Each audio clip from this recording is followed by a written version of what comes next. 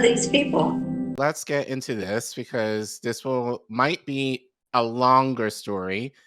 But I actually had planned, given normally MLK weekend is usually about like, I had a dream and like, he wanted us to fight against racism and all the bullshit that we always hear about MLK every year. I actually wanted to talk more about some of his economic stances that we've kind of mentioned on the show before. But then over the weekend, slightly before, there was a lot of Twitter regarding, he was a Zionist and he was pro-Israel and all that other mess that was just kind of like, all right.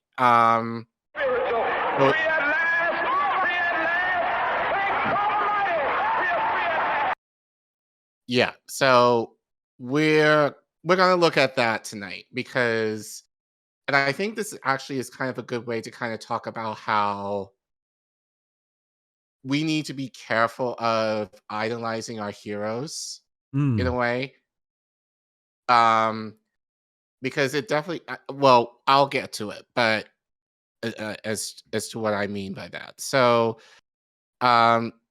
yeah, we're just going to kick it off with, was MLK pro-Israel? So to start, and shout out to Sabby, I know she talked about MLK on her stream last night, and I think she also pulled up this clip from Mother Jones also last night, referencing the article that this guy talks about. But we are going to look at that article in depth that he's talking about here, just to give context as to Martin's views on Israel shortly before he was assassinated, to kind of give some context. So let's play this clip first, and then we'll get into it. MLK embraced Israel. Does BLM embrace Hamas? Israel has a right to exist. MLK would be turning over in his grave right now. I wonder what MLK would think. Okay, let's talk about it. It's the summer of 1967, and Martin Luther King Jr. is scheduled to take thousands of African Americans, black people, to Israel for a tour of the Holy Land. But something catastrophic happens that complicates the entire plan. People love to use MLK to fit whatever agenda they have at the moment. But we don't have to guess where he stands. He speaks for himself. I have the transcript from an interview that MLK did on national TV in 1967 that rarely gets talked about. But first, some context. This trip to Israel was going to be huge. Records indicate that he planned to preach a sermon from the Mount of Olives, the place where Jesus ascended into heaven. He plans to pray with thousands of people at the region's holy sites in Jerusalem and Galilee. This was going to be his Moses moment, taking black people to the promised land. But the problem is that just a few weeks before, Israel launched a preemptive attack against the pro-Palestine alliance of Egypt, Syria, and Jordan, starting what became known as the Six-Day War, which killed around 800 Israelis and about 18,000 Arabs in less than a week. It also fundamentally changed the map. Israel expanded its borders, gaining about 4 times the land it had before, capturing Jerusalem and establishing military occupation in the Gaza Strip. Even though the war was over in just 6 days, MLK will cancel his trip. And this war will mark a turning point in King's nuanced position on Israel. Here's the statement. The interviewer asks MLK, should Israel, in your opinion, give back the land she has taken in conflict? And here's part of MLK's response. I think for the ultimate peace and security of the situation, it will probably be necessary for Israel to give up this conquered territory, because to hold on to it will only exacerbate the tensions and deepen the bitterness of the Arabs. This moment offers profound insight into what King believed was necessary to achieve peace between Israel and Palestine. King's name and legacy are thrown around carelessly to justify all kinds of things, but in this instance, we don't have to guess what he thought. Okay. So yeah, so I forgot the name of this guy, but he kind of goes into a little bit. But I think obviously because these are shorts, you can go into a lot of stuff in depth in that format. So so I actually did find an article. Yep, head into it This now. was from so this is from the book The War on Error, Israel, Islam, and the Middle East, written by Martin Kramer. And in it, he has a chapter called in the words of Martin Luther King. So there's some research that Martin Kramer did in regards to this issue regarding King and his stance on Israel, many of which are from the words of King himself. Hmm. So again, this is just the idea to just kind of give a little bit more context into what this guy from Mother Jones was saying, but at the same time, kind of giving some context as to what King thought of Israel at the time. Again, so keep this in mind: late 60s, about a year out before he was assassinated, and then the 6 Day War just happened. So kind of think of it in those terms, and we'll get into this. So Martin Kramer writes, as the veneration of Dr. Martin Luther King Jr. has deepened in America, he has been recruited posthumously to more causes. This is encouraged by his memorial in Washington. Inscribed on the pedestal of King's statue and on the walls of the surrounding enclosure are quotations attributed to King. Although he spoke of all these words in specific contexts, they are assembled as though they are conveyed eternal verities, much like the biblical passages in which King himself quoted. What would King think about this or that matter in the present? Just conjure up a quote from King in the past. Both Israelis and Palestinians and their supporters are avid recruiters of King, presuming that something he once said more than half a century ago justifies this claim or that policy today. This appropriation is done piecemeal, perhaps because there is no comprehensive study of King's views or on the Middle East. As a result, not a few errors and omissions of fact mar most efforts to press King's ghost into service. Hmm. Many of these surrounding events of 1967, the year before King's assassination. The 6 Day War fully mobilized many of the American Jews who have embraced the civil rights struggle and who marched with King. They now look to King in the expectation that he would show his support for the cause of Israel. At the same time, the war broke out at a time when King's leadership was being challenged by the militant Student Nonviolent Coordinating Community and CNCC. SNCC strongly sympathized with the Arabs and took a stand against Israel in the war's aftermath. King, a Nobel Peace Prize laureate and a pacifist, found himself caught between these agonistic forces and torn by the war and its consequences. Even though he would say riots are the King language of support- the unheard, right. So King supported Israel's right to exist and said so repeatedly. Israel's right to exist as a state in security is uncontestable, he once wrote. And this, the I could whole argue. world must see that Israel must exist and has a right to exist and is one of the great outposts of democracy in the world. But did he support Israel in the war? Why didn't he visit Israel? Did he really say that anti-Zionism was tantamount to anti-Semitism? These three questions have given rise to discussion, much of it marred by factual errors. The questions cannot possibly be answered unless and until the errors are corrected. Did King support Israel in the 1967 war? The belief that he did rests in part upon his signing a statement by prominent Christian theologians that began to circulate on May 28, 1967, and that eventually appeared as an advertisement in the New York Times on June 4th, the day before Israel went to war. At the time the statement was formulated, the Johnson administration seemed to have left Israel to face its enemies alone. Entitled The Moral Responsibility in the Middle East, the statement found the Middle East to be on the brink of war. President Nasser of Egypt has initiated a blockade of an international waterway, the Straits of Tiran, Israel's sea lane to Africa and Asia. This blockade may lead to a major conflagration. The Middle East has been an area of tension due to the threat of continuing terrorist attacks, as well as the recent Arab military mobilization along Israel's borders. Let us recall that Israel is a new nation whose people are still recovering from the horror and decimation of the European Holocaust. So that's what it was said in the New York Times.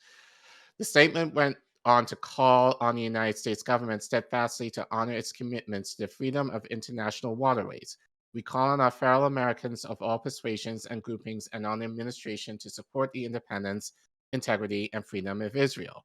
Men of conscience all over the world bear a moral responsibility to support Israel's right of passage through the Straits of Tiran.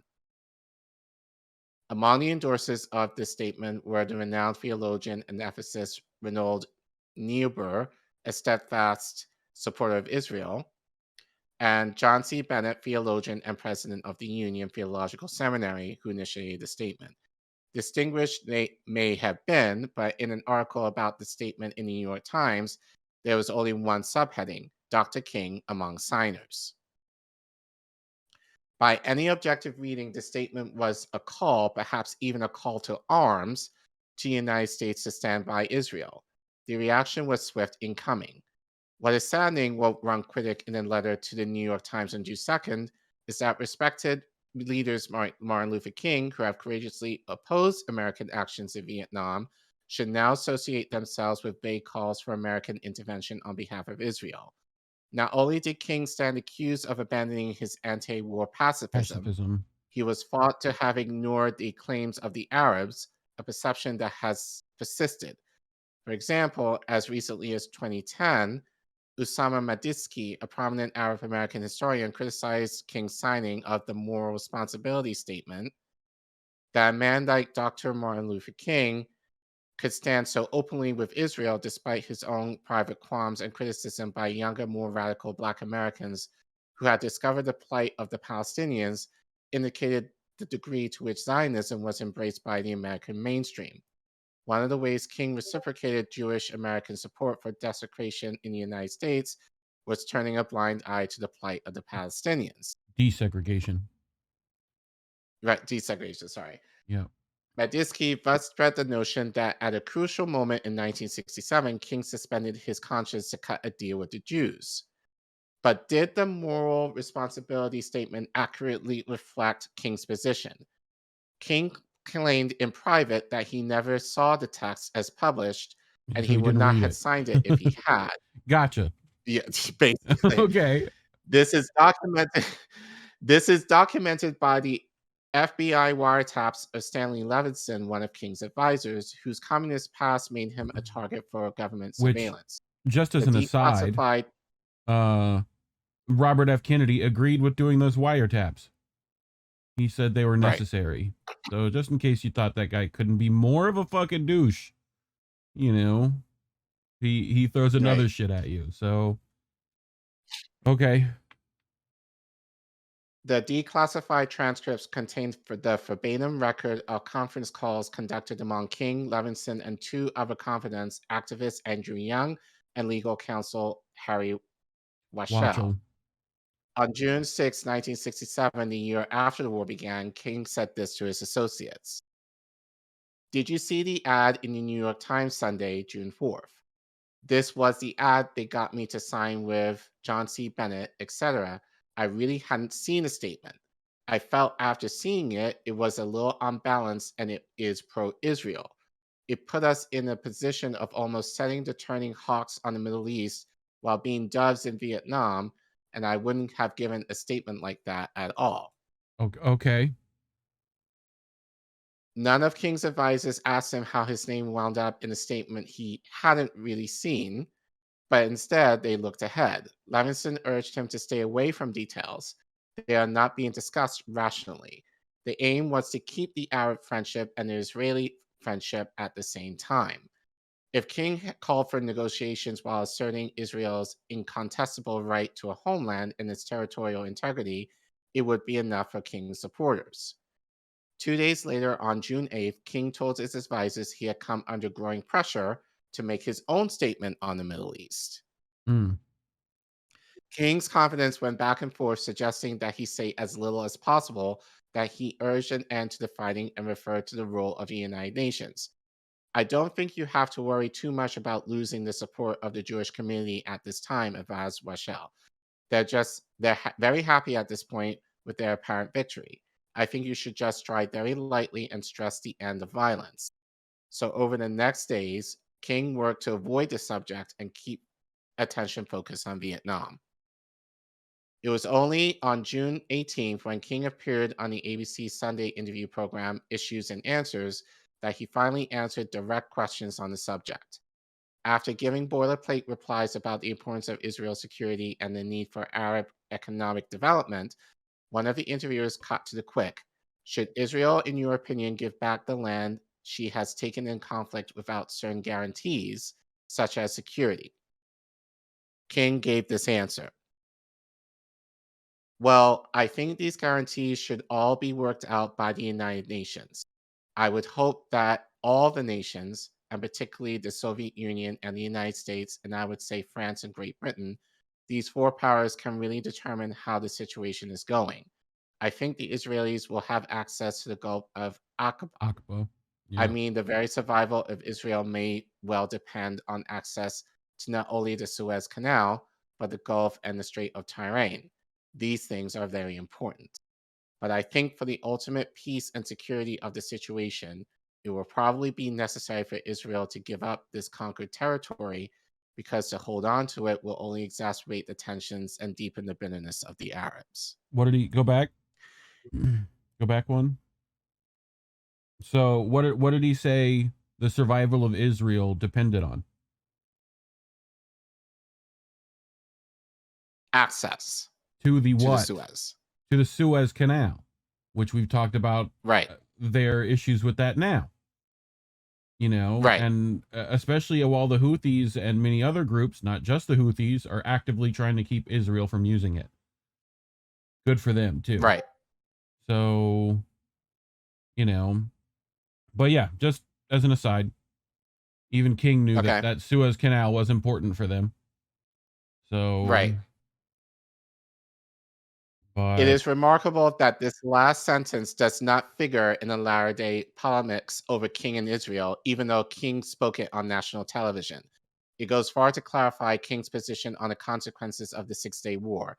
King supported Israeli actions to assure its survival, but did not favor Israel's continued hold on territories it had conquered. Yep. So any thoughts, Reef? I mean, sounds about that King wasn't necessarily completely on board with all this, you know? No. And if talked to by more people, probably would have, you know, made some changes to this thinking. So. Right. And yeah, and I'll speak more on this probably later at the end, but I think the issue that I have with people is that what they're saying, oh, he's pro-Israel or Zionist.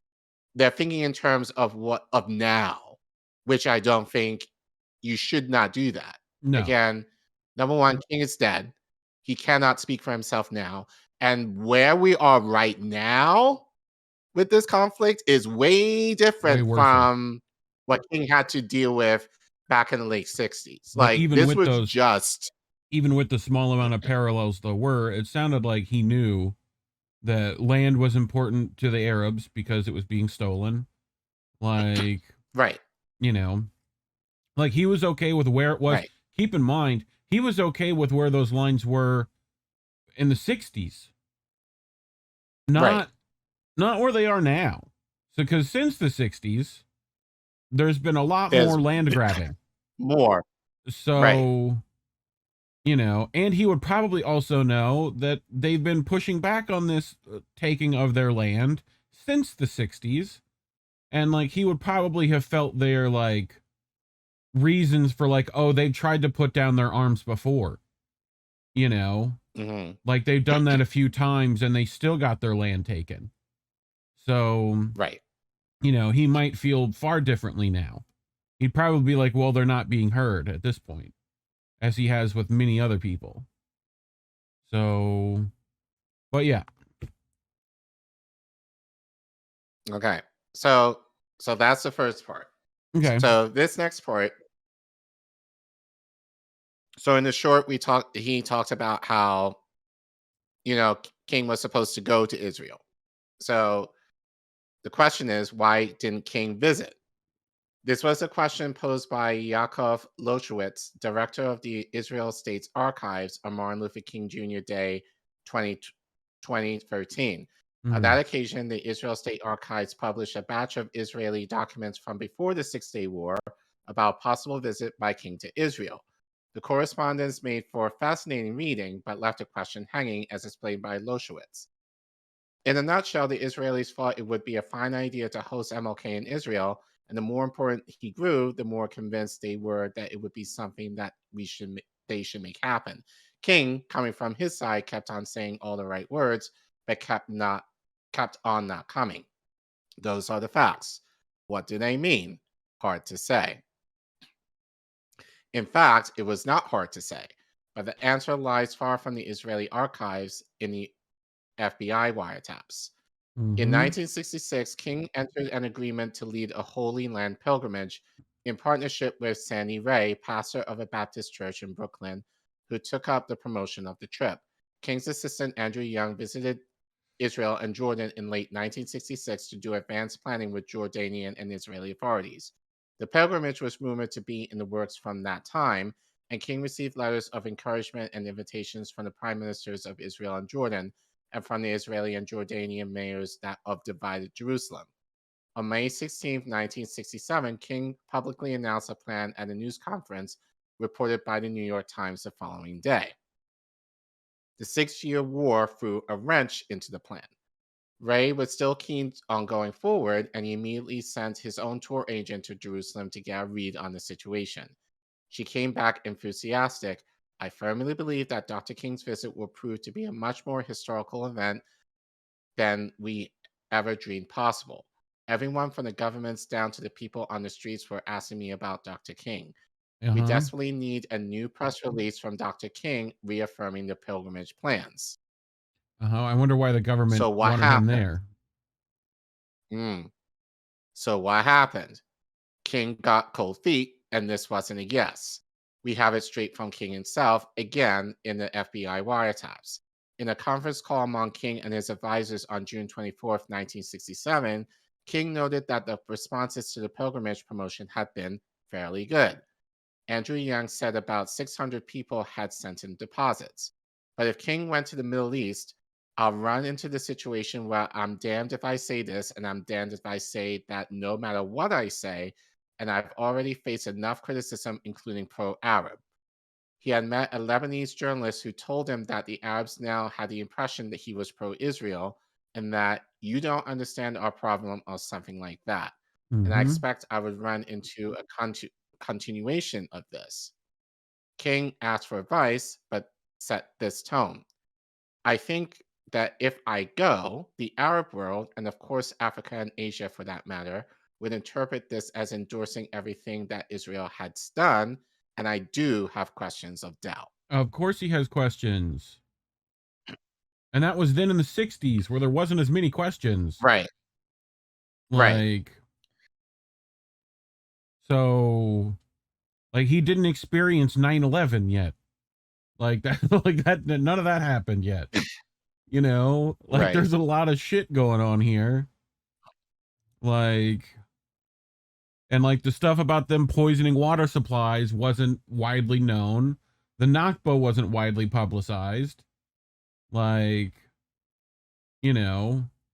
talked about the Ben Gurion Canal project. That was under wraps. This was happening during that time. Yes. So, yeah. So, so there was a lot more than probably even King didn't even know about at this time. But even so, as you said, I'm nervous. He's like, I'm getting some people telling me I don't know what the fuck I'm talking about. And I don't want to feel that way, And he also had his peers were telling him, Kwame was saying some stuff. Malcolm was saying some stuff. Fred Hampton was saying some stuff. Muhammad Ali was saying some stuff. They were all saying that then. So, yeah. Yep. Someone asked in the chat if King was Boole too, right? Boule, Boole. Yeah. You can argue he has his tendencies. Bougie. Okay. Bougie. Gotcha. Bougie. Gotcha. You can I know say, that one. I would argue he had his tendencies, yes, I would make that argument. Okay.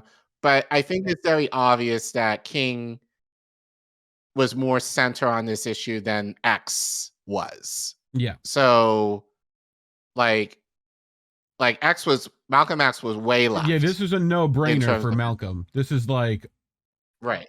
you know, this wouldn't have even popped it. Doubts would not be a thing Malcolm had on this.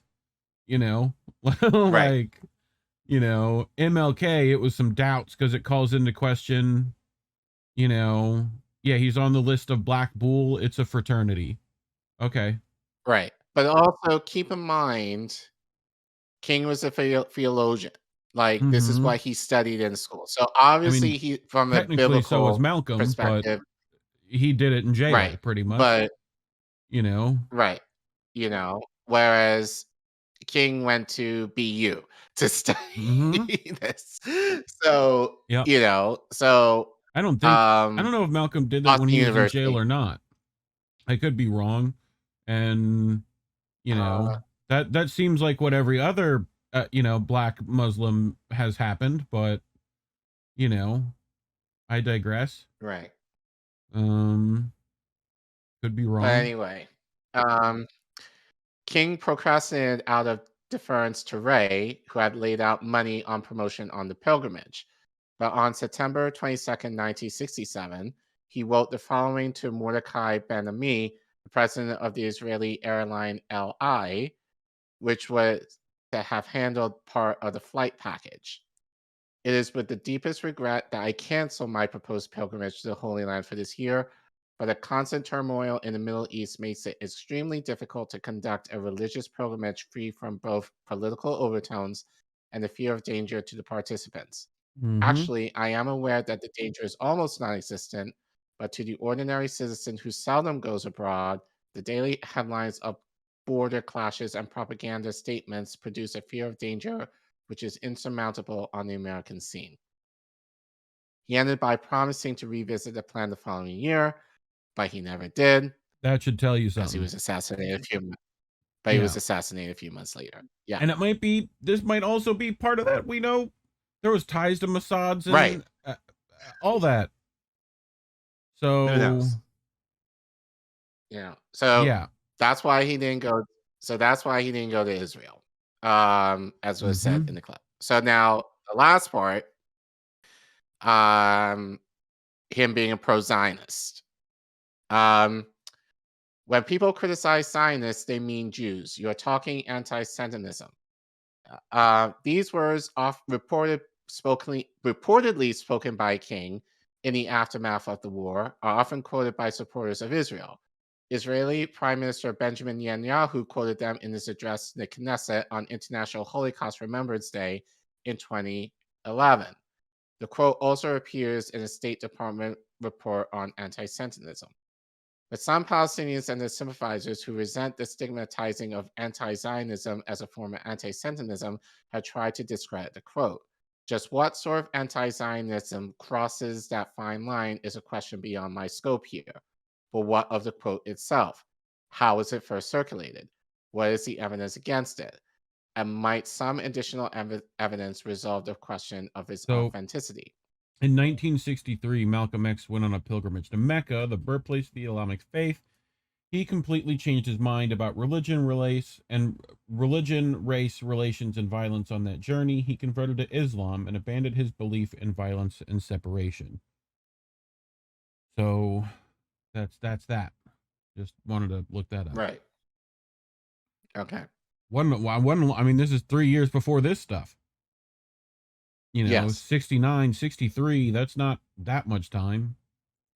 So King's words were reported by Seymour Martin Lisette, at the time the Jordan D. Markham Professor of Government and Sociology at Harvard, in an article he published in the magazine Encounter in December 1969, that is, in the year after King's April 1968 assassination.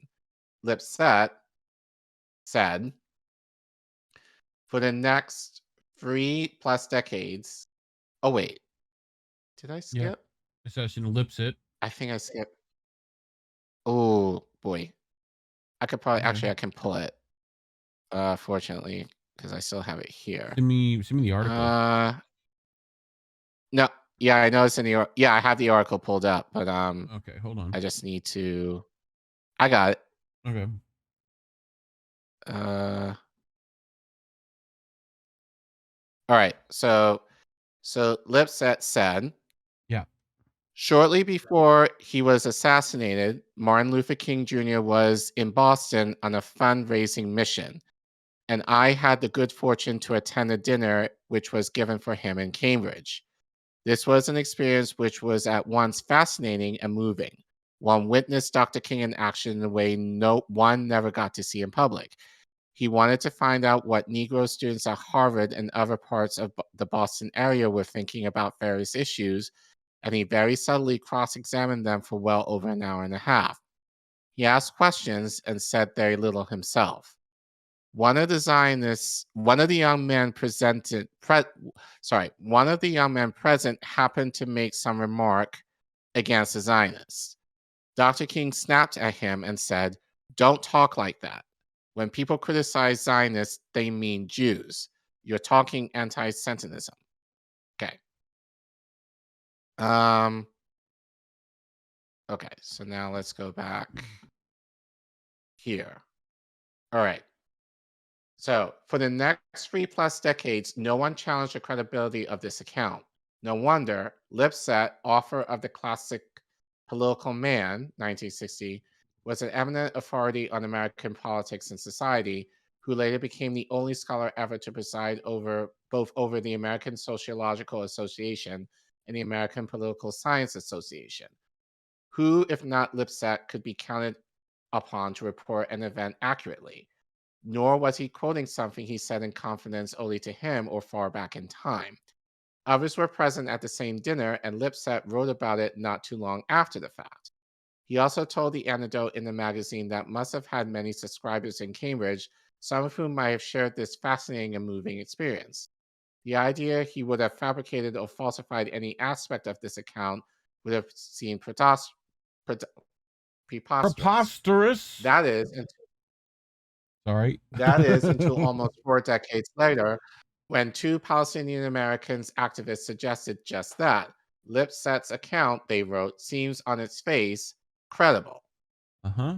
There are still, however, a few reasons for casting doubt on the authenticity of the statement. According to the Harvard Crimson, the Reverend Martin Luther King was last in Cambridge almost exactly a year ago, April 23rd, 1967. If this is true, Dr. King could not been in Cambridge in 1968. Lipset stated he was in the area for a fundraising mission, which would seem to imply a high-profile visit. Also, an extensive inventory of publications by Stanford University's Martin Luther King Jr.'s Papers Project accounts for numerous speeches in 1968. None of them are for talks in Cambridge or Boston. Bear in mind Lipset's precise testimony. King rebuked the student at a dinner in Cambridge shortly before King's assassination during a fundraising mission to Boston. Note that Lipset didn't place the dinner in 1968. King was assassinated on April 4th, 1968, so shortly before could just as well have referred to the last months of 1967. In fact, King did come to Boston for the purposes of fundraising in late 1967, specifically on Friday, October 27th. Boston was the last stop in a week-long series of benefit concerts given by Harry Belafonte for King's SCLC. In the archives of NBC, there's a clip of King greeting the audience at the Boston concert. The Boston Globe also reported King's remarks and the benefit concert on its front page the next morning. But this assertion that King couldn't possibly have spoken it because he wasn't in or near Cambridge when he was supposed to have said it is baseless. Lipset. Shortly before he was assassinated, Dr. Martin Luther King Jr. was in Boston on a fundraising mission, and I had the good fortune to attend a dinner which was given for him in Cambridge. Every particular of this statement is corroborated by a wealth of detail. There is a date, an approximate time of day, and a street of desks for the Cambridge dinner, all attested by contemporary correspondence in King's papers. King's careful maneuvering before, during, and after the Six-Day War demonstrated a much deeper understanding of the Arab-Israeli conflict that critics credit him with him possessing. The two Palestinian Americans who sought to dismiss the Cambridge quote suggested that the conflict was probably not a subject he was well versed on, and that his public statements in praise of Israel surely do not sound like the words of someone familiar with both sides of the story. Yep. Not so. King had been to the Arab world. Well, I argue Israel, Jordan, sure. Had a full grasp of the positions of the sides and was wary of the possible pitfalls of favoring one over the other. He struck a delicate balance, speaking out or staying silent after careful assessments made in consultation with advisors who had their ears to the ground, Levinson and Waschel, both non-Zionists, in the Jewish community, and Andrew Young, who King dispatched to the Middle East as his emissary. For this reason, it is an offense to history, if not to King's memory, whenever someone summons King's ghost to offer unqualified support to Israel or the Palestinians. King understood moral complexity. He knew that millions waited upon his words, and he sought to resolve conflict, not accentuate it. The purpose of an elusive balance marked his approach to the Arab-Israeli conflict while he lived. There is obvious reason to presume he would have acted differently had he lived longer. Yes. Which to me lets me say he probably would have been figured out this isn't a both sides problem. You know? Right. So right. And again, this was in the late 60s when this whole idea of Israel, was in its infancy. Yeah. In terms of the occupation at the time. And obviously, like, Martin was still, like, very much a theologian, Israel, all of that. So obviously, it would make sense that we'll have some kind of connection with that, given that's his work. Yeah. But, this obviously kind of states to the idea that we cannot base what he said then to how we perceive things now, given what's happened since his assassination. Like with this reply you got from Ista Dreams. Right. He was also assassinated in 1968. Before he could have seen the expansion of settlements and the caging of Gaza, which dramatically intensified after 1967, you need only look to his position on the Vietnam War and extrapolate from there. You'd be horrified by this genocide. Which you probably have somewhere coming up. Yep, after this tweet. Yep, Buddha's dog. MLK was steadfast in his nonviolent principles. Israel has evolved into the inherently violent monstrosity. There's not a chance King would be defending it today. Yesterday's oppressed became today's oppressors. Right. And so, go ahead. Just before you play it, so again, we don't have Martin's words now to kind of say what he thinks, in terms of Israel today. Right. But we do know what he said regarding and the actions he took during the Vietnam War. Right. So given that, we can make the assumption that if King were alive today, or at least seen how this issue with Israel and Palestine has evolved since his death, we can make the assumption that he will not be happy with what's happening right now. So he would have moved, more than likely he would have moved further to the left on this issue than he was before his death.